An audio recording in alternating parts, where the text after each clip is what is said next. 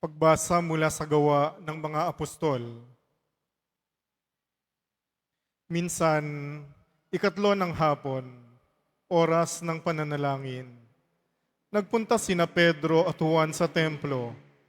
Sa malapit na tinatawag na pintuang maganda ay may isang lalaking ipinanganak na lumpo. Dinadala siya roon araw-araw upang magpalimos. Nang makita niya sina Pedro at Juan na papasok sa templo, siya'y nanghingi ng limos.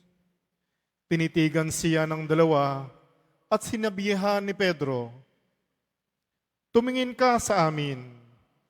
Tumingin nga siya sa pag-asang siya'y lilimusan. Ngunit sinabi ni Pedro, "Wala akong pilak o ginto, subalit may iba akong ibibigay sa iyo. Sa ngalan ni Jesucristong taga Nazaret, lumakad ka." Hinawakan niya ang kanang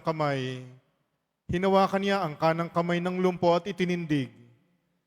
Pagdakay, lumakas ang mga paa at bukong-bukong ng lalaki.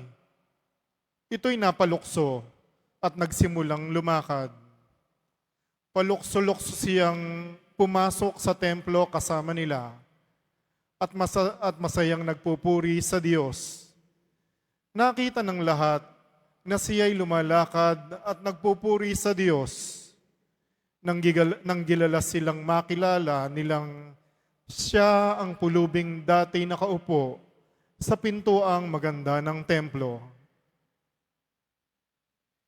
Ang salita ng Diyos. Salamat sa Diyos.